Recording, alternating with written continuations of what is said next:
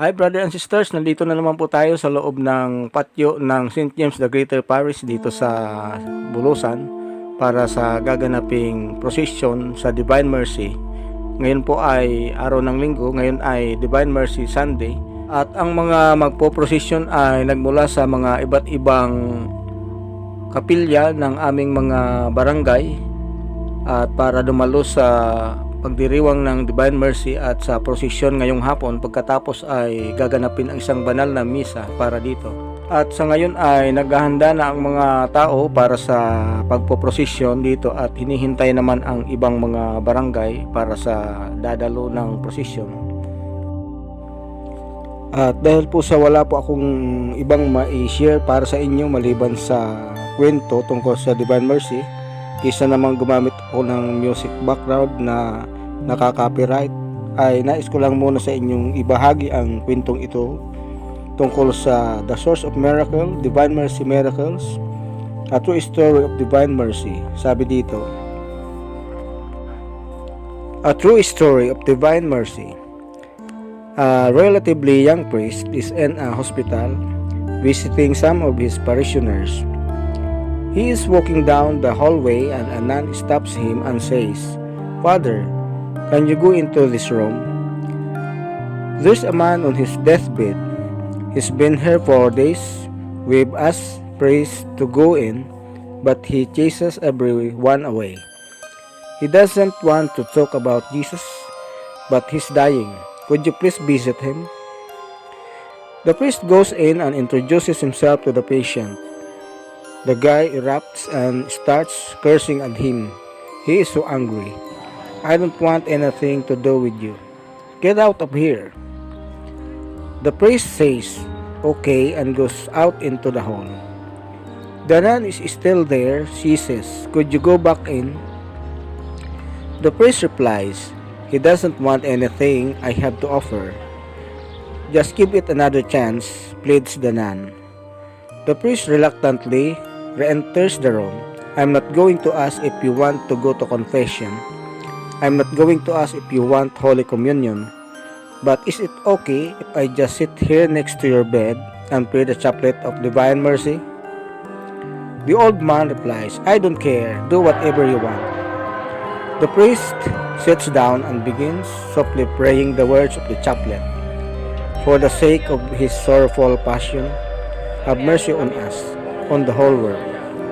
For the sake of his sorrowful passion, have mercy on us and on the whole world." Suddenly, the man burst out, "Stop it!"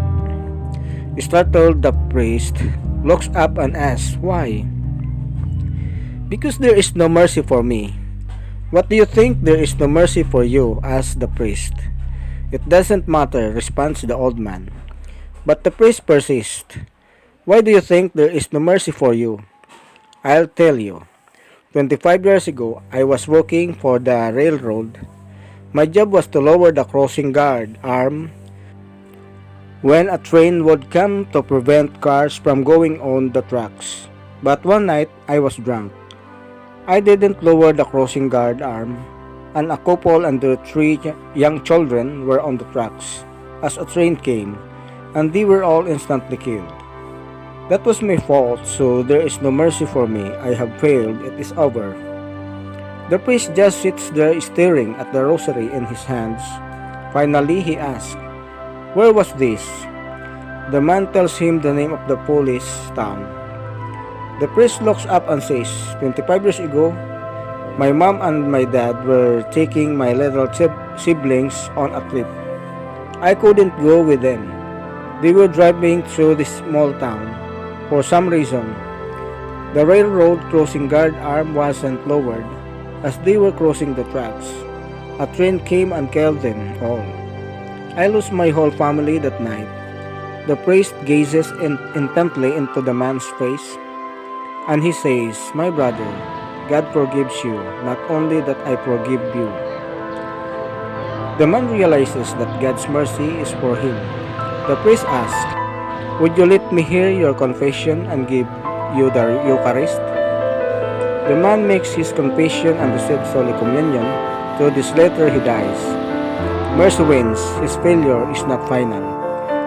The story goes on. It's kind of cool. After giving the man communion, the priest goes into the hallway in search of the nun. He can't find her. The administration tells him, "We don't employ any nuns at this hospital." For years, the priest does not know who this nun is. Eventually, he goes to the town of Vilnius, which is where Saint Faustina lived. He goes to the convent to say mass for the nuns there. He sees a painting on the wall of Saint Faustina, and he says, "I met that nun a couple of years ago." "No, Father, he did not," replies one of the nuns. "She's been dead since 1938. The priest then realizes it was Sister Faustina who told him to go into the patient's room, told him to go back again into that room. Failure is not final, not when it comes to Jesus. Jesus is no longer dead. He is risen, and He is ruling over His creation, using His almighty power to direct everything in the world to get you safely to that eternal life. He has found a way to remain with us and abide with us while we journey on this earth. He has chosen to become good bread for us, bread that sustains, bread that gives life. And He who was able to transform water into wine has also transformed Himself into bread. It looks like bread and tastes like bread, but it is transformed, changed. It is not the body of Christ by His own word. He who is love, He who is the Father's gift of love to us, has turned His love into bread to sustain us while we sojourn, and that love is a merciful love. It brings us a reason to hope, and it deepens our faith. It is